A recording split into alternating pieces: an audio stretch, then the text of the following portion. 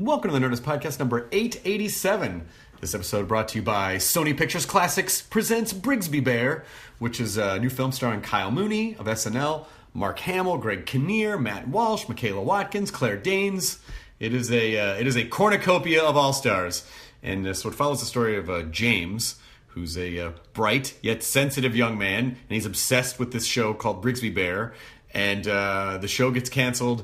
He decides that the show absolutely must go on, so he kind of goes on his own Brigsby Bear adventure.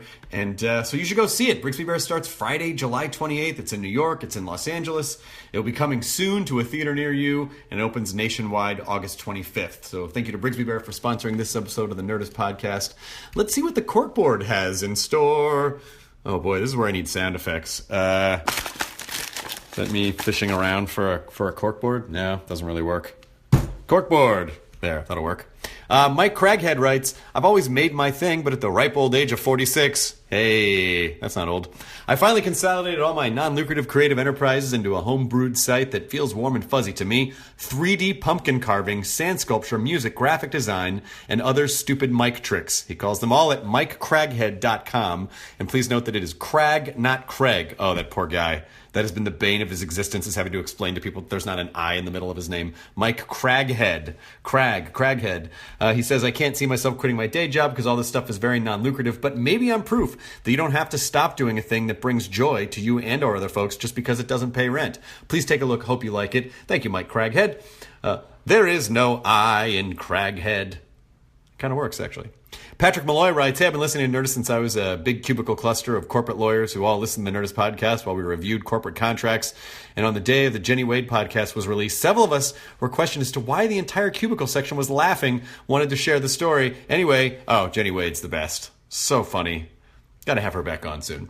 Anyway, my second novel, Shadows on the Bayou, was recently released by Bedlam Press. It's a spooky novel about a hitman who was pulled from retirement for a simple mission in New Orleans, but he quickly gets wrapped up in pulpy New Orleans voodoo. It's like John Wick meets Indiana Jones, so who wouldn't love it? You can get anywhere books are sold. Fantastic, Patrick Malloy. And also, maybe you were able to actually do your own contracts. Huh? The law degree paid off. Nice job. Nice job to both of you. This episode is Aidy Bryant, whom I adore. She is a brilliant comedy genius. She is on Saturday Night Live. She is also the star of Danger and Eggs, which is the show that half my company, it's half my company.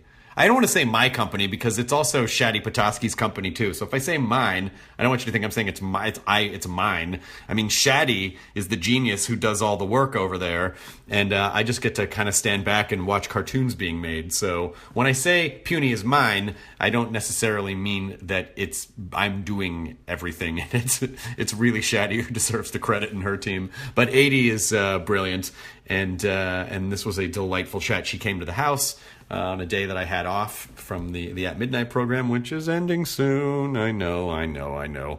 One more week and a half of that show, and then August 2nd or 3rd, I think, is the last episode. Anyway, I've now made this about me, and this is Aidy's intro, so I'll get back to that at a later time. But not too much later, because we only got like a week and a half. But Aidy Bryant, Danger and Eggs, is an amazing, gorgeous children's show in the way that like SpongeBob is a children's show or Adventure Time is a children's show. But it's on Amazon Kids, and Amazon's been great. And they've been supporting the show, and we had a great panel at Comic-Con, and Shadi brought all this original artwork from the show, and there was a signing, and they gave it away, and we had a super fun panel, and we gave away hundreds and hundreds of pieces of original art from Danger and Eggs, and so it's been really great. The show is amazing and gorgeous and inclusive and funny and really different, I think, than anything else is out there. So give it a chance. It's on Amazon Prime Video, Danger and Eggs. There you go. And also, write and rate and review it if you can, hopefully positively, because that stuff really does help. Particularly with Amazon, that helps ensure that we might get to make more of them. And I think it's a great, important show, so I would love to be able to make more. So that's that. Aidy Bryant, this episode of the Nerdist Podcast, also brought to you by Blue Apron. For picnics, potlucks, dinner parties, barbecues. Good food is an essential part of a successful summer. And now it's easier than ever to create delicious summer meals with Blue Apron. Less than $10 a meal. They're going to deliver seasonal recipes along with pre-portioned ingredients right to your door. I got this for my mom because my mom loves to cook, doesn't love to shop, but she loves to cook. She's amazing at it. And so I got her Blue Apron. I'm like, hey, you might like this. And she's hooked. So they're amazing. Just to give you an example, July meals include seared chicken, creamy pasta salad, summer squash and sweet peppers, creamy shrimp rolls with quick pickles and sweet potato wedges, fresh basil fettuccine pasta with sweet corn and some peppers, chili butter steaks, Parmesan potato, spinach. Check out this week's menu. Get your first 3 meals free with shipping by going to blueapron.com/Nerdist. You're going to love how good it feels. You're going to feel involved in the process. It's healthy. It tastes great. And those meals are home cooked by you or someone close to you. That's blueapron.com/Nerdist. Blue Apron, a better way to cook. Here's Nerdist Podcast number 887 with the brilliant Aidy Bryant. Katie, please. Now entering Nerdist.com.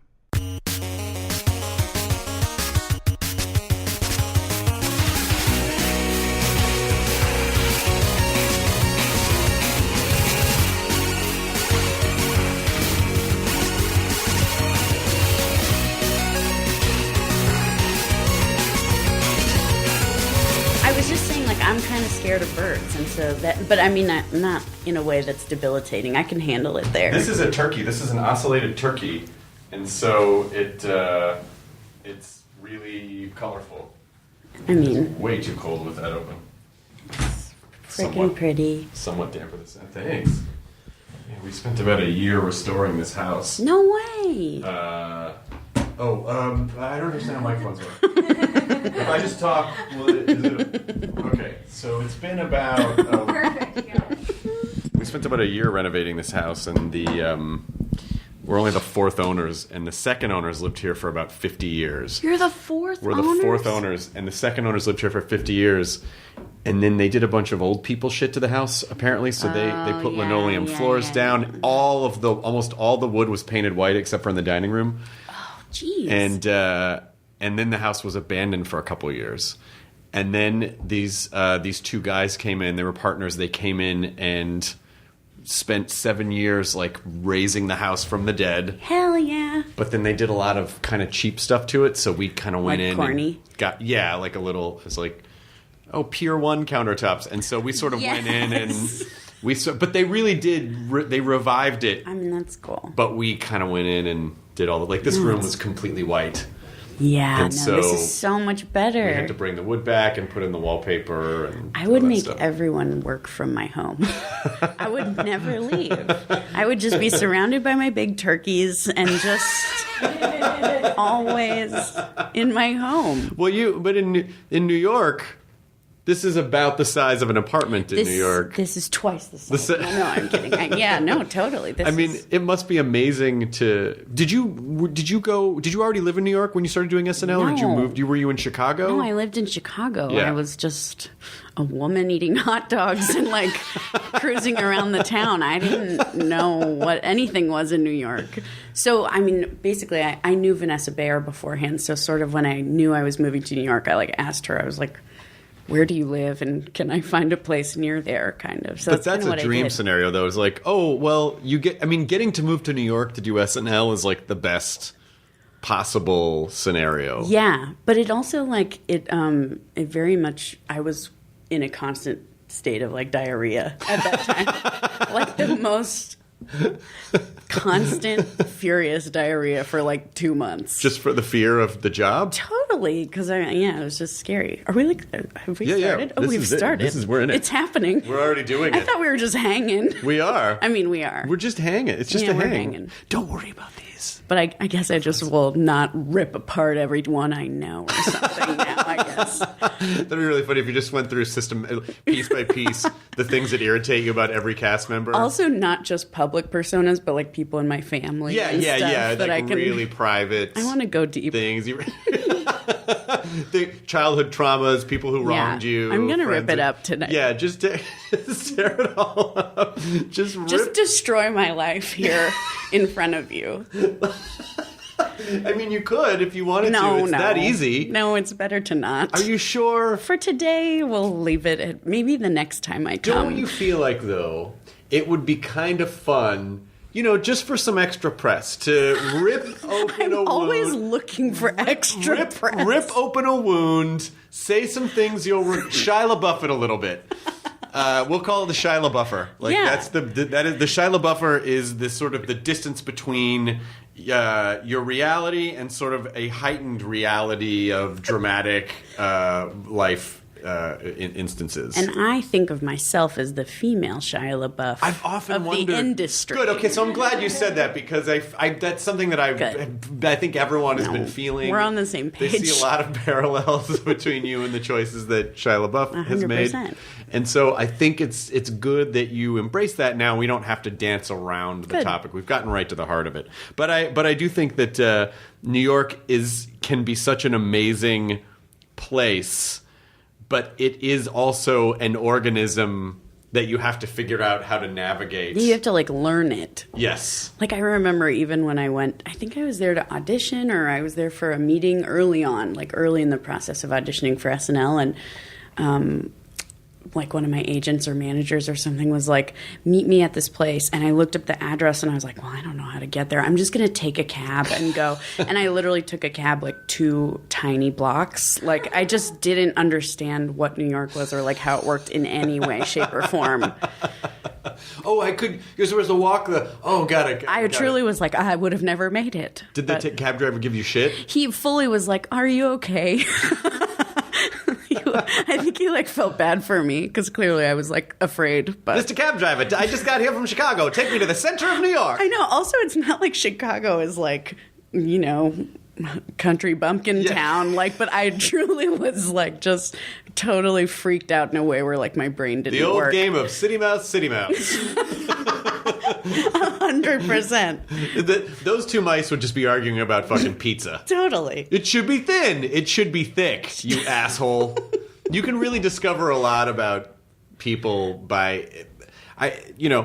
it's interesting to me how pizza has become a fucking political argument that people will have now. I know, and especially because people know I've been in New York and Chicago, they're always like, what do you think? And I'm always like, I just like pizza and I don't care. I don't care and I want to eat pizza forever. By the way, why do you have to... It's not like someone goes, you can only pick one sushi roll your entire... You can only pick one burger.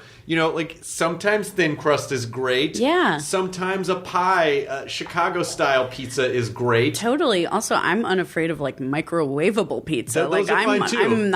I'm open-hearted. You know what? Maybe one night Ray's, another night Bagel Bites. Who gives a shit? Why do we have to pick? The thing is, we all like it.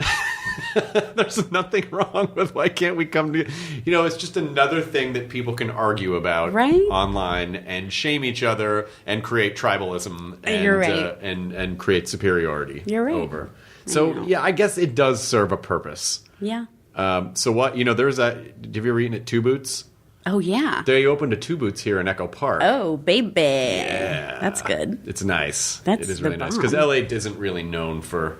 The za. The za, or really any particular kind of cuisine, or I feel avocado toast. I think of as a hot LA scene feast or something. But doesn't that feel like something that maybe started in Portland or Austin? Yeah, and then, you're right. And then some, and then a hipster bit someone, and then sort of outbreak style bled its way through. 100%. Yeah, and there's hipster living in the woods, and they got to come in and trap it like a monkey and keep them from spreading the avocado toast. They gotta.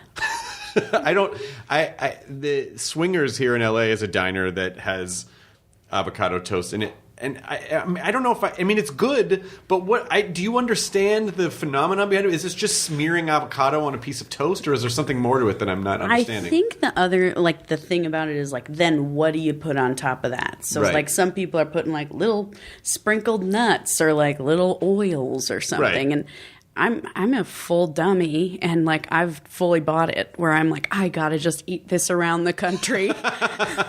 Maybe we should just. I don't know. I feel uncomfortable ordering it because I feel like it's like a scam. It feels weird. Yeah. Maybe we should call it douchebag pizza. I know, but I love douchebag pizza. Thank you. First of all, I want to thank you for acknowledging that and then using the term immediately. I mean, come on. It's in my Chicago way. I guess it is.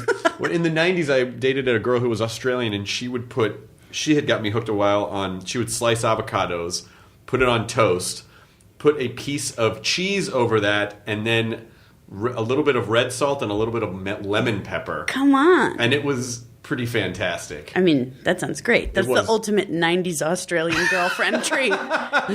Yeah, that's me basically saying I liked avocado toast before. I know. Yeah, that was very hipstery of me to say that. No, but you're honestly cool. No, I don't feel that way. I feel that way. Oh, I appreciate that. So New York has been kind to you since you lived there after the taxi debacle? You feel like you Well, now you didn't run back to Chicago, obviously. No, I like it now. I mean, but it definitely took me a minute because I was like, oh my God, I can't handle this. Right.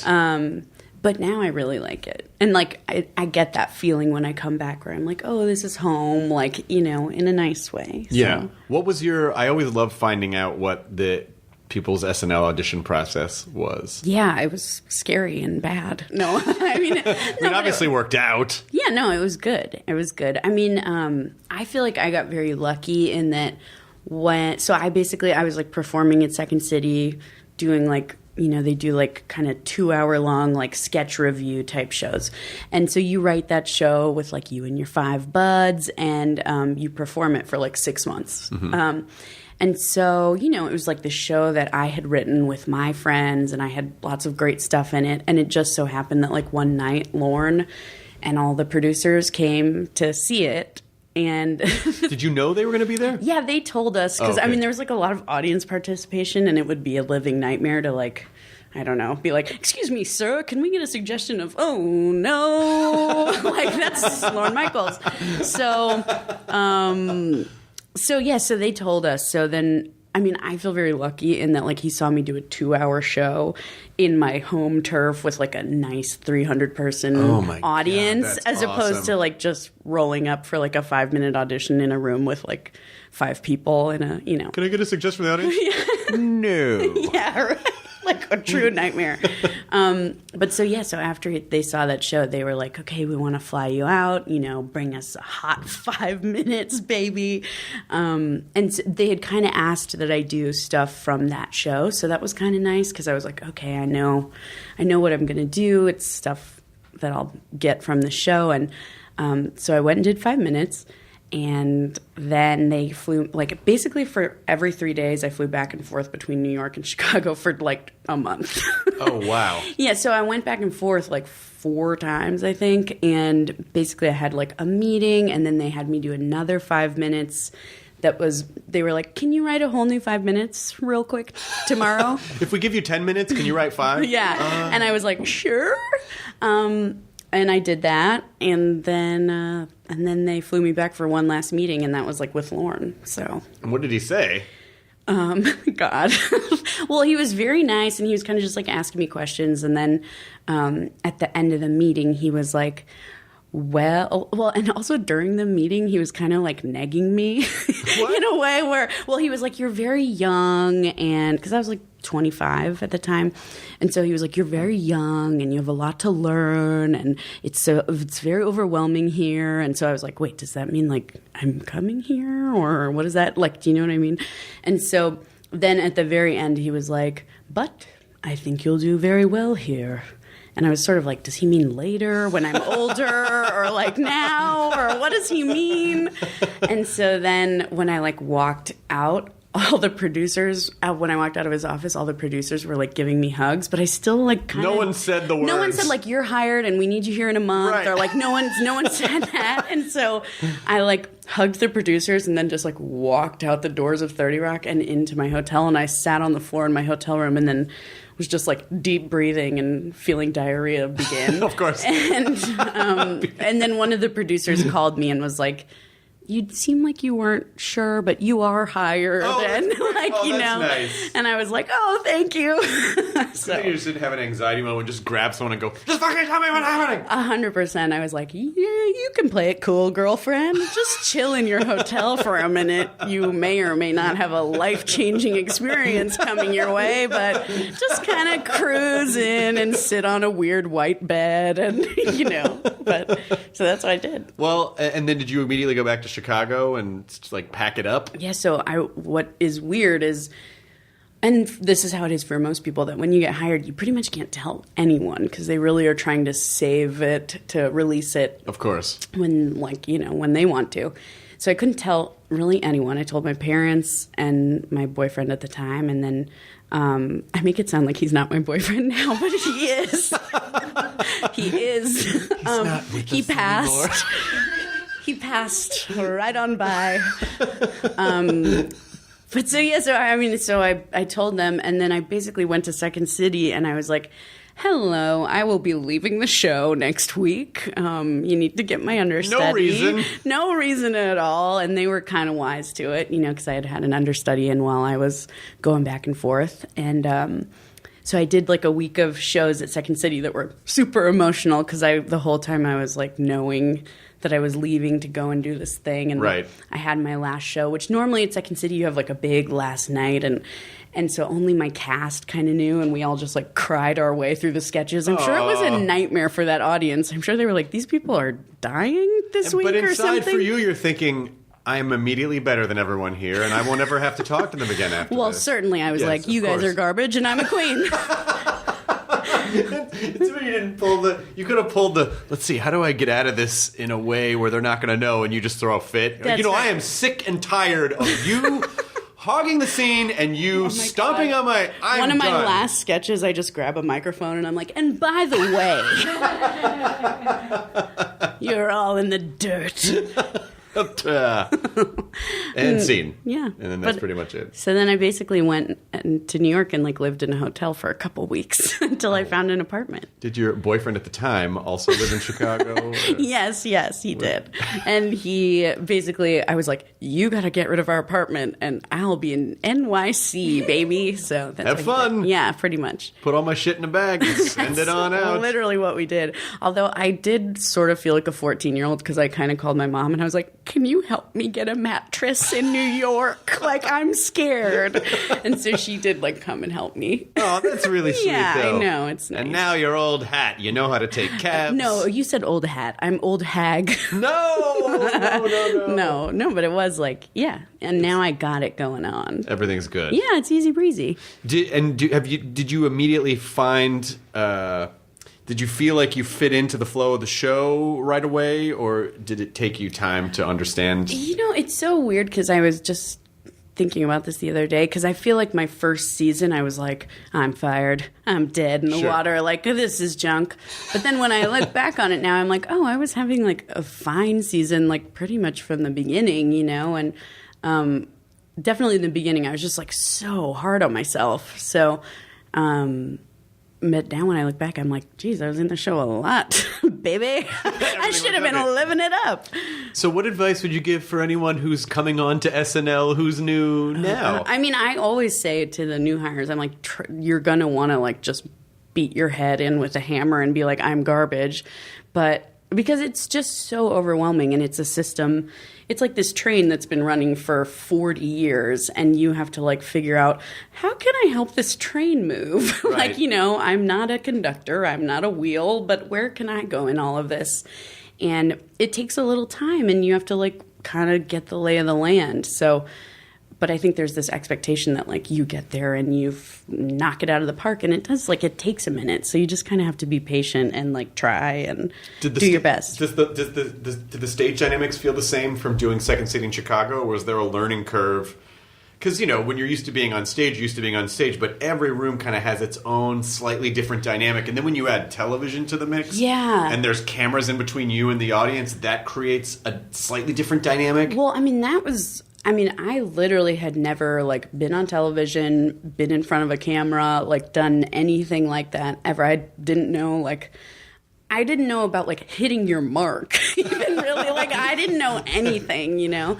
And then there's this added weird layer, which is the cue cards, which is kind of a thing that like doesn't really exist anywhere else. You don't like, no show that I've ever done has been like, and you'll be reading off pieces of paper that a man will hold for you, you know. I mean, you probably have never seen, there's a chance you've only just seen this an hour ago. Totally. And there's like all the mechanics of it are really counterintuitive, where like you would think that you should be grabbing a line and then looking at the person. But really that's what makes it look like you're reading, because you're looking back and forth. Whereas you should just keep staring at the cards, and it seems wrong, you know, to do that. But you kind of, that's like what you're supposed to do. So that just like takes a lot of practice and stuff. And I was really lucky that my first season I overlapped with Bill Hader and Jason Sudeikis and Fred Armisen and Keenan. I mean, is still here, but like they really were good teachers about like, here's a way to make it look like you're looking at the person, or this is a game show, you can really stay locked on the cards, or like, you know, just kind of teaching you the mechanics of it that are so complicated. And on top of it, you like want to be funny. Right, right. So that's the stuff that like is equally overwhelming when you get there, because it's just like, oh, how does this work? This seems crazy. Yeah, I guess it would be sort of like operating like a massive industrial robot exoskeleton to move a bunch of large industrial pieces of iron around, and then on top of that you have to tell jokes. Totally. You still have to figure out how to do your time. There's so much like almost old-timey showbiz stuff of it, where you're like, you know that in this part of the sketch they're going to cut to Keenan, but unless you lean out to the left, your shoulder's going to be in the shot. So like, just remember when you hear like Keenan starts to say his line, like slowly, weirdly lean, you know, and then it's going to cut wide, so you have to be back like standing normally or something. It's just like weird little mechanic stuff like that like if you were shooting, you know, a regular film or something, or a TV show, it's like you cut around that stuff or you get it from a different angle. Right. And you're doing that live. So you're doing all that technical stuff live, which I think that's why sometimes when there's like scenes with tons of movement or tons of like, you know, stunts and stuff that's happening live, like the technical aspects of it are insane, you know, and you're trying to be funny. At the same time. Yeah. You're figuring out, you have to focus on timing, and there's a million things that are designed to throw your timing off. Including, like, occasionally having, like, just a stranger who's the most famous person you've ever met, like, right by you or something, you know? Breathing on your face. Where you're just like, oh, okay, and that's Drake, and here we go. Hey, and, like, you know, or, like, you know, whoever. It's just such a kind of a bizarre thing where you're like, okay, my life and my comedy depends on the words of Miley Cyrus right now. Let's go make some comedy out there. Totally, yeah. What if we did that? So it's, on many levels, it's like it's a nightmare and a dream. Has there been a sketch or something that you thought was like, oh, this is a dumb throwaway, no one's going to get this, that ended up becoming something more? Oh, gosh, that's a good question. Because I always feel like sometimes when you over-engineer something and you go, this is going to be the hugest, it doesn't connect as well. But then sometimes when you're not really overthinking it and you go, oh, I don't know, I'll just try this. And then that becomes a thing. You know what? We did, like, in my first couple seasons, we did this sketch a lot that was Cecily and I, that was this, like, girlfriends talk show thing. And where she kind of plays, like, a popular cool girl and I kind of play, like, her dork friend who's trying to keep up. And I was it's such a simple sketch that, like, I was sort of like, this might not stand a chance because it doesn't have all the, like, flash and pizzazz of, like, some other sketches. It's just super simple. It's like a relationship-based scene, right? You know, which I feel like sometimes those things can be harder to get away with on SNL because it's, like, pop. Crazy celebrity, topical. You need like a David Pumpkins sketch where like, whoa, hey. Exactly. Yeah. And this was kind of just like two girls hanging out, and that's it. And I was really surprised that like people really responded to that, and we got to do it a bunch of times in a row. And like that was kind of a weird, like, it was a good lesson of like, you don't know what works here. Like anything can happen if you just like try and follow what you think is fun and funny, you know? Have you gone back to Second City to do any shows since SNL? Yeah, I have. I've done like a lot of charity shows there and stuff. And a couple little, like, you know, I'll pop in and do the set. Yeah, of course. Or whatever, you know. But yeah, you know, it is weird because now when I go back, I know less and less people, and it's like, it's all turned over from when I was there, which is kind of wild. It does feel like going back to your high school. 100%. I used to sit in that chair. Totally. And I was fucking class president. Well, and like, I'm sorry that everything in this interview is revolving around toilets for me, but like, no, please. I always am like, I want to use the backstage bathroom. I don't want to use like the public restroom. Audience members come in. Is this part of the show? Oh, fully more where I'm like, I like go to watch this old Second City shows, and then at like their, what is it called, halftime intermission, intermission, I'm like, I think it would be cool if I went backstage and peed in my old pee hole or whatever. Like, that's like what I'm nostalgic for. This is only for performers. I know. I'm like, I used to, guys. I was, you guys. I peed in there so many times. So, in 2010, I was all over this toilet. You know the claw marks on the wall next to the toilet? It's a long story, but I made those. Oh my God, truly. That is like, I get nostalgic for, I guess, my comfort places. Yeah, I haven't been back to, it's been quite a while since I've been to UCB on Franklin. Really? But the bathroom in the back there, like there's graffiti on the wall that I know I wrote. Yeah. So I would almost feel like, yeah, okay. And I would over describe all the details to prove that I should have access to go back there. I know. I feel that way 100%. But I don't know. Sometimes it then you just look crazy. I know. Trust me, I know. But it must be kind of fun it must have been maybe weirdly not off-putting, but when you have gone from, you know, just doing this in a bubble, basically, in Second City. Yeah. Then you're on one of the most popular shows on television, a legacy comedy show. Yeah. And then you go back and people are like, I know who you are. Like, that's got to feel strange a little bit. Yeah, it's definitely weird. It's bizarrely weird. And I feel like SNL is one of the only shows in the world where, like, you know, basically it's like a switch flips and everything's different. And it's not like, I think it's different than if you just get cast in like a sitcom and then that show has to like prove itself and then you slowly kind of like maybe make a name for yourself. It's like the second you're hired before you've even performed, people are like, who is this and what are they doing and how did they get in this club? And like, I want to know what's their deal. And right. Like, you know, that is like a weird overwhelming thing because you're like, oh, I haven't even done anything. Like, give me 1 minute and I'll try something and then I might, let me see, you know. So there is like a lot of, it literally changes overnight in a way that is, I think, kind of foreign and weird, you know? Well, you're under a little bit of a microscope all of a sudden. Well, people have a lot of ownership over the show because they like grew up with it the same way I did, you know? Right. So. And then do people ever sort of do this season is like when Sandler, so it's a little bit of Sandler and it's a little bit of Farley, you know, it's like there's always going to be I mean, it's hard not to. I did Red Nose Day, and we shot a lot of it at Studio 8H. Yeah. And when you just go down, and I mean, I've been watching SNL since it first ever aired. So I'm just sort of going through and being like, oh my gosh. When you see how much history is involved, it's hard to not get freaked out. I was just freaked out about it, and I was only there for an afternoon. Yeah. It is, well, you know what is an added level to it is that all the people that you work with at SNL, so many of them have been there for 25 years or 30 years. Some of them since the very start of the show, you know? And so you're working with costumers who are like, yeah, I used to like dress Molly Shannon or, you know, like Maya Rudolph and all these people. And so you're kind of like, and I'm a size 8 shoe. And like, you know, you feel like the history all around you all the time in every way. Like we all have, you know, dressers and people who help us with our quick changes. And I'm always like, who did you have before me and stuff, you know? I want to get the dirt. So are they cool about talking about that stuff? Are they like, totally, yeah. We're just here to work, sweetheart. Just put on these shoes and get out there.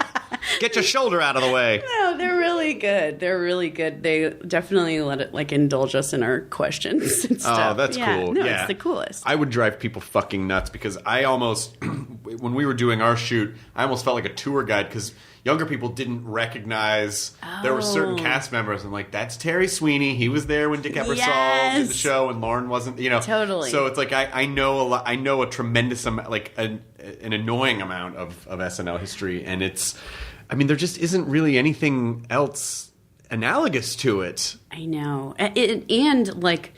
It is sort of this weird, like, living scrapbook in the studio, especially where there's like, you know, there's like a paint splotch or a thing where they're like, there's a thing where like Chris Farley used to hit his head all the time, and they're like, this is where he like, there's a sign that says like, watch your head, and then he like wrote his own name so he would remember, and so like every time I'm there, I'm like, oh my god, you know. Oh, hit his head by accident. For a second I thought that he would just come off stage and whack his head. No, it's just like a really low hanging beam that like you kind of have to be careful of. But I don't know, there's stuff like that all around that. Or, like, we did a shoot recently where we had to wear, like, old kind of, like, 80s style, like, white puffy sneakers. And the ones I was given said, like, David Spade on the inside. And, like, stuff like that. Or, like, I've worn loafers that say, like, Molly Shannon on the inside. And, like, because, you know, they just recycle so many of the, like, costumes and stuff over the years. They have an incredible archive that's, like... I think I drive the costume people insane because I'm always like, what's this from? Who wore this? A lot of times they're like, we bought it today, you loser. Like, what if they're like, fuck, just write Julia Louis-Dreyfus in the shoe and just shut her up. I know. But I'm always like making them go through and stuff. It's the best. And was your boyfriend at the time cool? No, he wasn't cool. I talked to my boyfriend at the time this morning. I know. Why did I say that? Yeah, he was the best. I wish he was with me now. No, he is. But yeah, he was the best. And it was kind of perfect because weirdly, shortly after I got hired, he was like in the Just for Laughs Montreal showcase, and then Seth Meyers saw him and was like, I'm obsessed with this guy. So he got hired to like write and work for Late Night with Seth Meyers. Well, literally next door. Literally on the same floor. So it really was like a weird romantic workplace for me. That's fantastic. No, it was really cool. It was like 3 years he worked there, and it was kind of the best. And so do you find that, because you know, I feel like dating another comedy person definitely has pros and cons. Because it's a difficult lifestyle and mentality to explain to someone who, for lack of a better term, just works a regular job. Yeah. But at the same time, I feel like a lot of the insecurities or the anxieties can sometimes butt heads. Yeah. When you're both kind of going through maybe a little bit of a comedy crisis. Totally. Well, also I feel like so much of comedy is like high highs and low lows, where you're like, I'm killing it, and then the next day you're like, I'm garbage. and like, you know, definitely when you're both on a low or a high, it's like, whoa, we're flying too close to the sun right now. Right. But no, I mean, like for us, it's been, I think, like one of the greatest parts of our relationship, because before we were working comedy people with comedy money, we were like, you know, I was in college and I was working at a barbershop sweeping up men's hair, and like he was working for 1-800-GOT-JUNK, like cleaning out hoarders' houses. And so the fact that we've gotten to like go on this journey together, truly like bottom to top, is like a dream come true, you know? He must have shared a great junk story. Oh, I mean, he has a million junk stories. And also we, like at that time, we had like no money, so we furnished our home in like other people's junk. 100%. Like everything we owned was like, this was a hoarder's typewriter. Like this armchair belonged to a dead woman. You know? They lifted it off her when all of her stuff collapsed on her. I know. So that like, but we had the coolest stuff because it was all like a Vesuvian almost pose truly underneath a pile of stuff. But so yeah, it was kind of the best. But it was also, I think, the lowest point in his life. Not really, but he definitely was like, oh my God, I can't do this much longer. He was going to the like Chicago dump like every day, which don't go there. Don't go there if you don't have to. It's bad. It's not a great. I'm sure it's not a great place. What was the first thing? What would you say was your first indulgence when you realized like because that moment that, you know, when you get your first, like, real job, and you've had it for a bit, you kind of have an epiphany. I don't feel like it necessarily always happens right away, but you'll have an epiphany where you go, wait a minute, I think I could pretty much buy anything I want.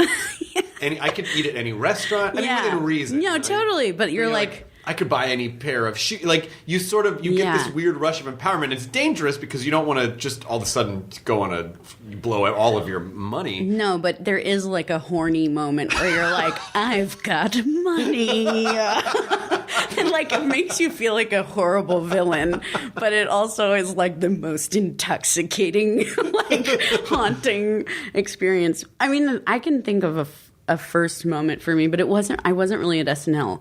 Connor, my boyfriend at the time, and myself, we worked. Second City had these contracts on cruise ships, so you would go and perform Second City comedy for 4 months on a cruise ship. Yep. And we went and did one of those, and then when we came back, I had money for the first time ever, and I was like, I'm gonna buy a car, and I just felt it was like some kind of like Honda little piece of junk car that I got, but I truly was like, I am Queen Latifah. I'm the richest woman on earth. I felt insane from it. And I was like, I can't believe like performing comedy for sunburned people like in the Bahamas got me this car. I like couldn't shrimp cocktail food poisoning. 100%. I was like, I am so cool that this is a comedy car I drive in, you know? But that's a good, that's an acceptable thing. Like a lot of people need a car to get from to. Was there like a thing that you were ashamed that you bought, like a dumb thing? Or just like an indulgence? I'm trying to think. I mean, I don't know. I can't think of... I guess I'm a dumb weenie. I need to start indulging. You dumb weenie for saving your money and being a responsible citizen? I know. No. I mean, I'm trying to think. You know, I feel like I just probably was like buying clothes in a way that was like... I felt like I was like from Clueless or something, right. Where I was like just trying to be like a little fashion queen or something. But I can't think of anything. I wish I was like a Lamborghini, Chris. No, but it'd be something like, a solid gold parrot or some kind of. That's what you would buy. That's what. Hey, now that you mention it, you gotta. Wait, so this parrot, is he a living solid gold parrot or is he? Oh. I assumed he was like, he died petrified and he was dipped in gold. You think he was dipped in gold, or he flew through a gold waterfall and then just like, or he's like the little, you're probably too young to remember this movie, but he's like the little mechanical owl from Clash of the Titans. Yes, I know of this owl. You do? Yes. How do you know of Bubo the mechanical owl? Okay, well, I didn't know his name. Okay, well, fine. Maybe I know some things that are useful. I went to a very religious high school, and weirdly, I feel like in some religion class, they were like, we're going to show you Clash of the Titans. As education? I guess. I don't know. Isn't it kind of funny, because I went to Catholic school, too, and it's so... I don't know if you went to Catholic school. Yeah, no, it was Catholic school. What if I went to some weird, just like future Christian school? But no, it was Catholic school. It's so my Catholic school at the time was but we did study mythology, and I really had a difficult time, and they never really fully explained, because I would have mythology and then a theology class, and they would tell us a bunch of things like, well, at one time, people believed that there were gods who would oversee your garden, and so they dealt with the prosperity of the garden, and that's all bullshit. But meanwhile, there's a guy who made wine out of what? It's like, totally. They go, but wait, how is that? And they go, because it just is. Fucking shut up about it. That's just the way it is. Yeah, it's just the way it is. I go, yeah, but how do we know that someday people won't look back on this the way that we look back on ancient mythology and go, well, no, because now we've discovered the truth and they didn't know it then. Like, but doesn't that seem... I know. I have that all the time where I'm like, so the water is holy. That water is. But this in my cup is just normal water. I'm like, what is this? We just had a story on At Midnight about how the Vatican was saying that... This story is annoying for so many reasons, but it has to do with gluten intolerance and communion wafers. Oh, no. And about... That's the appropriate reaction. Where it's like... I guess some people wanted gluten-free communion wafers, but the church is saying, no, it can only be low gluten, but there has to be a certain amount of wheat in it, but it's because of transubstantiation. It's because it's the body of Christ. I mean, it's just this whole... It actually makes me like we're in hell. Like we live in hell now. We are in it now. We don't know it, but we are. Yes. Could I just have like avocado toast for my communion? Can you just bless that? Come on. What's special about these little pieces of flatbread? Why couldn't you just bless some avocado toast? For real. And throw a little holy cheese on there? I mean, and get me an Australian girlfriend from the 90s. Come on. I can just imagine you in the 90s cruising around with that Sheila. Oh, that Shayla. I can't do an Australian accent. I shouldn't have tried to dip. You're doing really good, though. I just tried to copy her. Well, she was trying to shed her Australian accent. I was trying to learn how to do it. Someone told me at SNL once, they were like, if you say Jennifer Lopez, it like is a really good way to like get into the accent. That it weirdly has like all the sounds that you want to like pull you into the Australian accent. And it does kind of work. It does have every like consonant and phonetic sense. That like helps. Lopez. I know. I feel like Nassim Pedrad told me that, so shout out to Nassim. That's amazing. I know. Isn't that good? I'm absolutely going to use, because there's a bunch of little sound tricks like that. Like if you want a friend of mine who does a lot of voiceover ADR and voiceover work said if you want to sound like a recording is running backwards, you say the words turnip and Brezhnev. So you go turnip Brezhnev, turnip Brezhnev, Brezhnev turnip, and it's wow, hot tip. Some hot tips for hey, so when you're in a situation. Wait a minute. How would I say Jennifer Lopez in an Australian accent you got backwards? It. You couldn't do it. No, you can't. It wouldn't It's be a possible. It's mess. I also want to thank you for doing Danger and Eggs. Well, thank you for. I guess you're my boss. Well, technically, I guess that's true, but but Danger and Eggs is really it is a Shaddy Petoskey. I love it. And you're so great on it, and the show's so much fun. Thanks. And so. I really think the show is important right now. I know that you and I are probably the two most biased people to be sitting here talking about this show, but like I really do believe it is like a light in darkness in this time. Yeah. It's so there are so many messages in the show that aren't heavy-handed, that are like very still presented in a fun, delightful way, but that are like things that if I was a kid, I was at one time, actually. Wait, what? I was a child. That's interesting. But I would have loved to have hear things about, like, hear things like identity takes time, or things like messages like that, that are good for any child to hear or any adult to hear. Yeah. I don't know. I just think it's also just like a very positive, delightful show.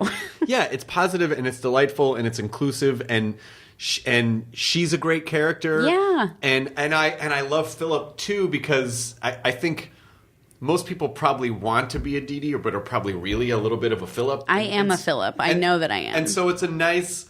It's like the sort of perfect counterbalance of of trying to find the perfect midpoint between these two characters. Totally. And that's kind of what their friendship is, which I think is like a nice lesson. There's balance there. So I just love it. I feel like I'm a freak about it because I'm obviously like doing stuff to actually promote it, like doing weird appearances or whatever. But I also like in my day-to-day life keeping like, have you watched it?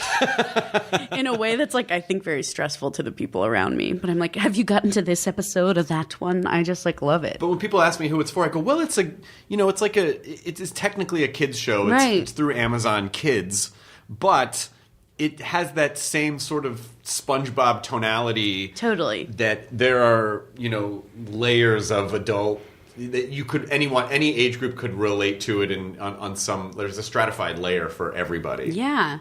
And I mean, I like hate to watch myself or listen to myself in any way because it just is stressful.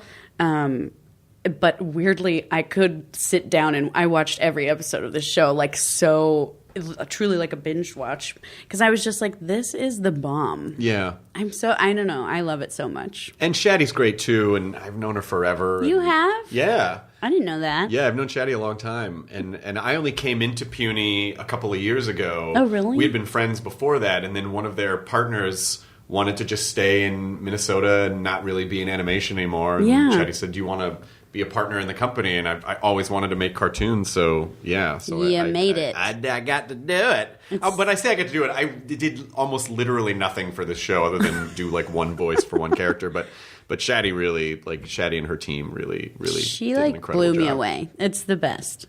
Yeah. It's so cool. Now, are you out in Los Angeles promoting that, or are you promoting something, or were you doing something else? No, I've been kind of in and out of LA doing promotion for that and for The Big Sick. But yeah, I'm here for... my God, of course. Yes. Great job in that movie, by the way.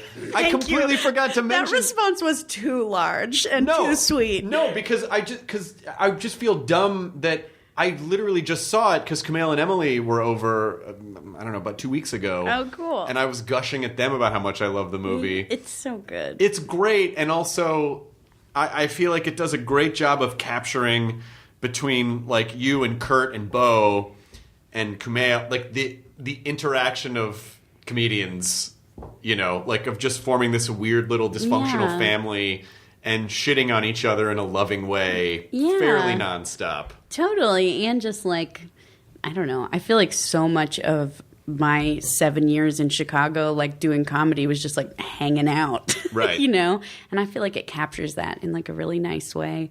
But I mean, that's like such a small part of the film. I feel like all the stuff with Kumail's family and the parents, like Ray Romano and Holly Hunter, and Zoe Kazan is brilliant. It's like, I think it's so good.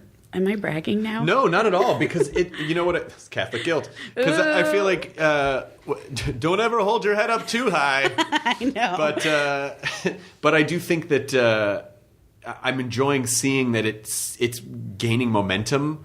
Totally. And I see it's like the release is expanded. I know, it's so cool. I see the ads for it all the time. Me too. And so it's really exciting to see that. No, it's freaking cool. It is cool. Although it is still surreal for me to see someone doing Emily. I know. Like to see someone doing a character of Emily is so surreal. I mean, Zoe was great. Yeah. But when it's someone that you're really, really close I friends know. with, and you're like, oh my God, she picked up on this weird little mannerism that I never really... But that's what she does. I know. It's so... You know, I had that with Chris Kelly. He's one of the head writers of SNL, and he made this movie, Other People. And Jesse Plemons plays a version of Chris Kelly. And there were so many little things that I noticed where I was like, oh my God, that is my friend who I write with every day. It like blew me away. It was really wild. And Jesse Plemons is also an incredible actor. Well, which is why it was like literally bone chilling to watch him like transform into my friend, because I was like, everything like to his posture and like the way he bit his nails and stuff, I was like, that is my homie. That is wild. It almost makes you think like, I think he might be a serial killer. Yes. Because how did he notice all of Well, also, like, I spend so much time with Chris, but I never really notice those things. But then when I see someone else doing them, I'm like, oh, I guess that is what he does. Chris, I don't know how to break this to you, but Jesse Plemons is kind of a better you than you, and so we're going to be friends now. He's teaching me about you. I think you should talk to him to learn about yourself. I feel like that is that ever an improv or sketch exercise where someone else does a character of you back at you? Oh, I feel like definitely that is, right? Or something like that. I feel like I've been involved in stuff like that. Or I've done an exercise where, like, you're supposed to, like, play the biggest asshole you know.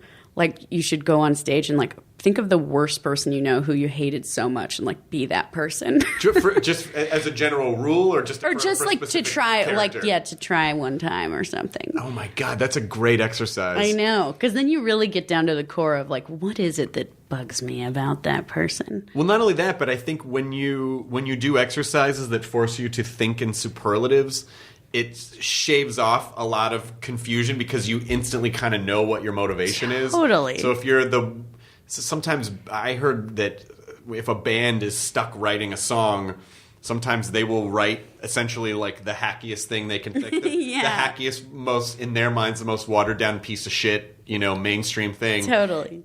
And then what ends up happening is they always kind of automatically discount the fact that they have a natural filter that will help actually kind of make... But it's just a way to lower your shields and prejudices so that you can just kind of make something. Totally. Also, like, I feel like sometimes I get so burnt out where I'm like, nothing's funny anymore, and I can't do this.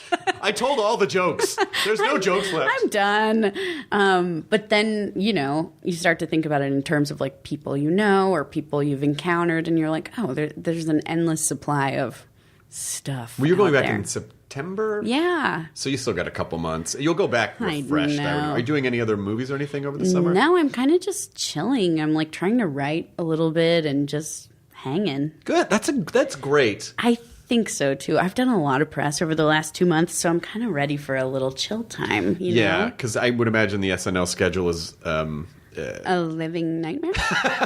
Yeah, I mean, no, it's like a dream. So, and the adrenaline like gets you through it, but it's very, very intense. I mean, I feel like I like to remind people of this a lot because I don't want it to be lost on them. When people have accepted something.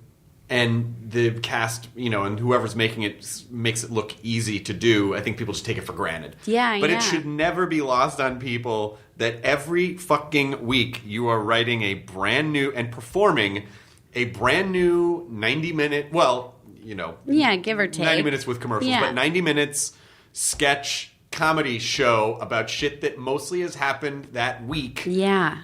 For the first, basically for the first time. Totally. Your show is almost your work. I know you do a practice show, but essentially your show is your workshop, and then it's done. Yeah. That's an incredible feat. Well, the thing that I always think about, too, is like, so, we don't work Sunday. Monday, we come in for like 2 hours. So it basically happens all Tuesday to Saturday. Right. Which is like, that's zero time. That's nothing, Yeah. Like I've like had the stomach flu that long. I'm sorry I'm always talking about like releasing. Are you okay? I'm fine. There's a lot of diarrhea. I know. I'm sorry. Why am I? But you know what I mean? Where it's like, it's so fast. That's like the blink of an eye. And a lot of times, like, I think of certain costumes that they've made, or, I mean, like when Hurricane Sandy happened, they were like borrowing costumes from the Met because they couldn't get out of Manhattan. And, right. I mean, stuff like that, that's like incredible and insane, But it's like kind of the magic of SNL. Are you already thinking about characters you want to bring in for the fall, or are you just putting that off until later? It's like whenever you do that stuff never works in a weird way. Like you almost have to take it a week at a time and just go off what's topical or what's happening or what's kind of in the world. Also, I always feel like meeting the host on Monday, you get their vibe and their energy, and you kind of are like, oh, I could see them doing this or that. And that really helps because you really have to... Really, the show is about them, and so you want to like make them look good, and so it's hard. It's hard to like brainstorm over the summer or whatever. Do you ever go study people in like Central Park? Although I'm hesitant to go too far into that because I feel like the classic. This is the classic red flag line. This is the sociopath meter. When someone says to you in kind of an arrogant tone, I just like to people watch. Yeah. That to me is like, you're a fucking sociopath. Yeah. You think you're better than everyone, and you're a sociopath, and you think the world is a zoo for you. Totally. And fuck you. Yes. But I do but it does seem like if you went to a place that had a lot of different types of people. Yeah. But it also feels creepy and stalky. I mean, it's weird. I feel like I draw more like from like stuff that I experienced myself like as a child or something, or like an insane teacher I had, or an insane friend I had that like at the time I was like, this is my best friend. And now looking back, I'm like, that was an insane like 8-year-old who tormented me. And now I'm going to put that in a sketch, or that kind of thing. So revenge. I love to get revenge, and that's what I'm here for. Well, I was just reading an article about, because something that comes up on the podcast a lot is that, I have this idea that around the time your hormones kick in when you're a teenager is really when you form your identity that becomes your identity for the rest of your life. I'm so with that. And that's why you always are trying to make up for whatever that kid went through. And you're always that kid in your head. Yeah. And so someone sent me this article, and some social scientists tied it to the idea of popularity and how much being popular or not being popular affects and informs the rest of your life and what you respond to and how you engage in social situations. And said that, the rates of anxiety and depression are higher for people who did not experience popularity, but people who did experience popularity, it didn't necessarily mean that people liked them, but just so there is actually a subset of people who are popular but still kind of felt unliked.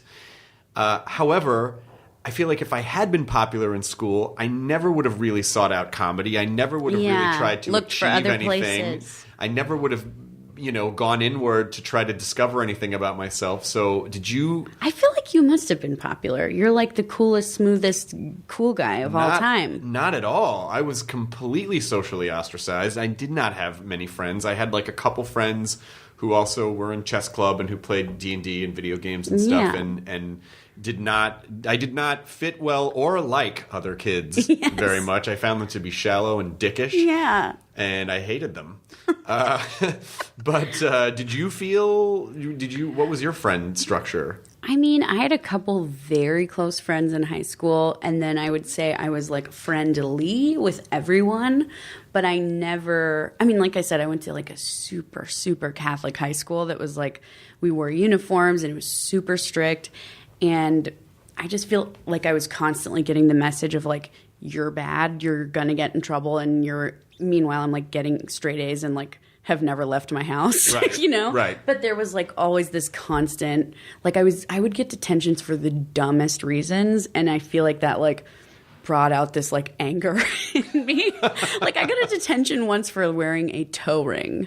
Now it was the early 2000s, so that was very cool at the time, but like I got like a 45-minute detention for wearing a silver toe ring.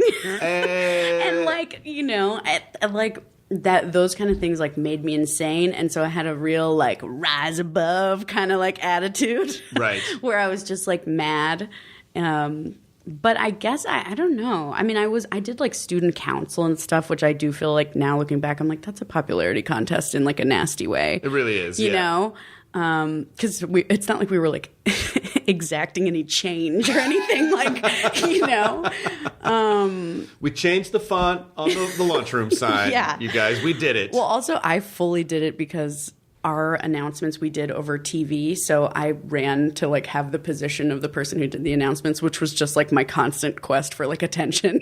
So you were always comedy savvy. Yeah, I mean, not really. I started really early doing improv in a weird way. Like I was like 14 or 15 when I found like long form improv, because I found this like kind of teen improv troupe, and like right away I was like, oh, this is so much more fun than like doing a play or something. Right. I was like, I get to make up my own shit, and like, and also like I was doing improv with like 11 and 12-year-olds, and I was like 15, and so I was like, I'm a fucking genius. I like literally was like, I'm so good at this, and these people suck. And I was like, yeah, they're like in elementary school, but it gave me like a false confidence where I was like, these people don't even know. Like, in high school, I was like, these people don't even know I like do this cool thing, which is a dork thing, but right. It like gave me a little sense of personal power, I think, where I was like, I'm good at this thing and I'm going to keep doing it, and that's why I want to go to Chicago. And yeah, it is sort of a fun secret thing that I'm sure that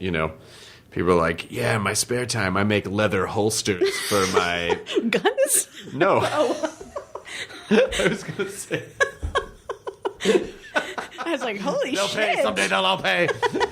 I was going more. I'll tell you what was in my head, so you can see where I was going. That it was not guns. It was basically like sheaths for swords, like at Renaissance Fair.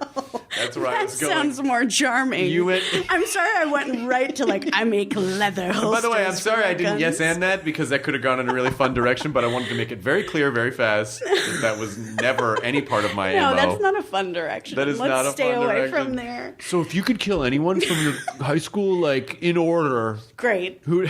This is what I came for.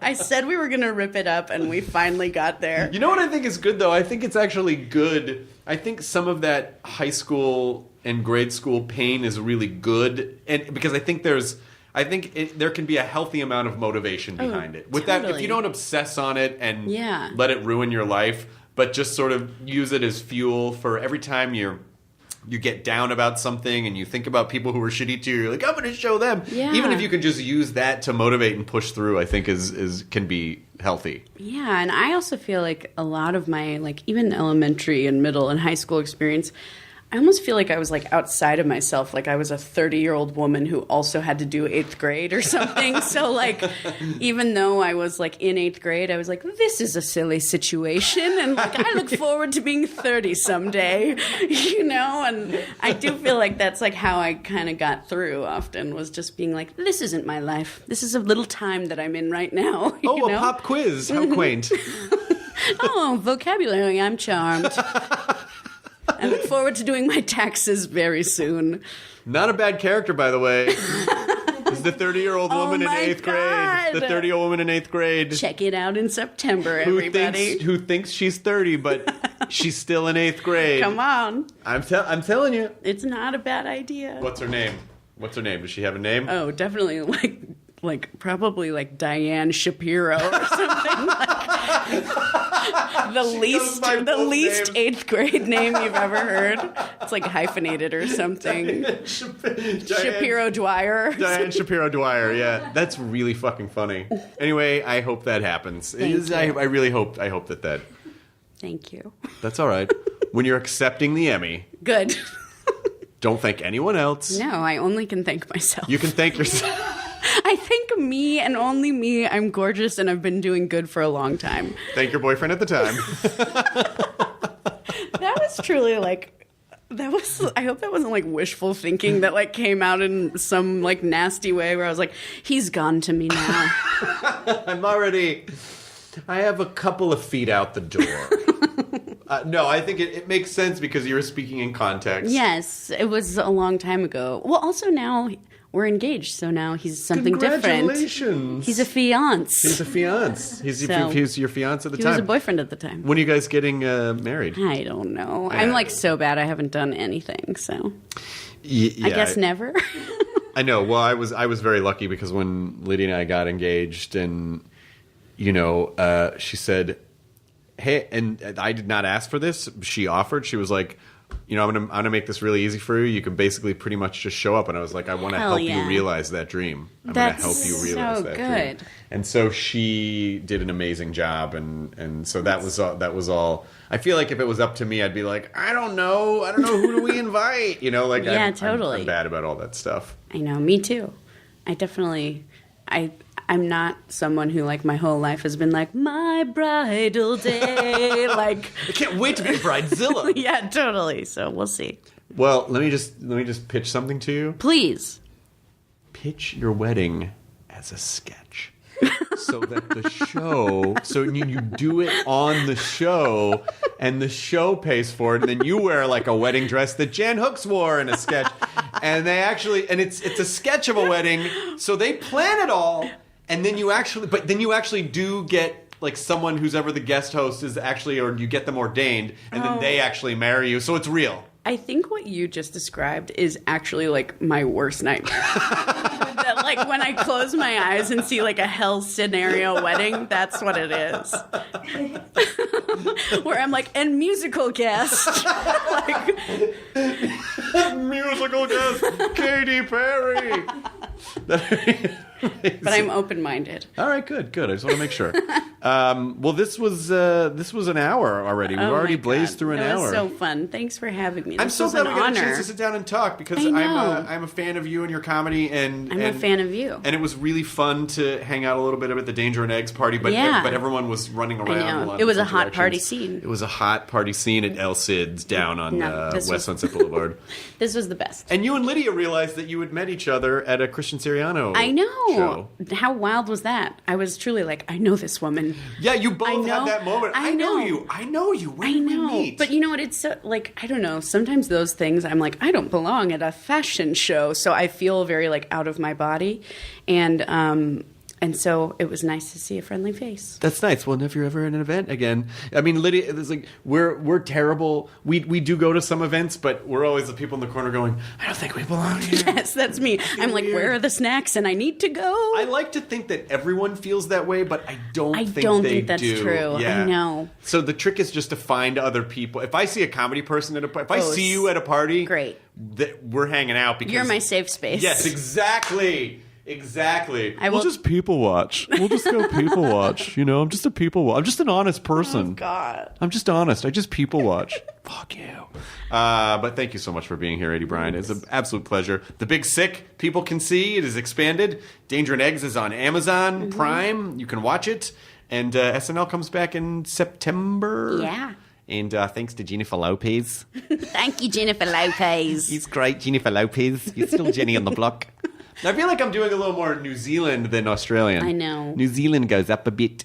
I can't do any accent, and that's why I'm the worst SNL cast member of all time. You know, I feel like the way to try to lock into the Kiwi accent is just to do Jermaine saying Brett's name. Brit. Brit. That's a good hot tip, too. Brit. Yeah. This is a dialogue podcast. Right? Yeah, this is... No, dialect. I said dialogue. Using dialect in your dialogue podcast. Please buy our DVD. Don't get diarrhea while doing dialect with your dialogue. Wow. All right. You really wrapped it up. Enjoy your burrito, everyone. Now leaving Nerdist.com. Enjoy your burrito.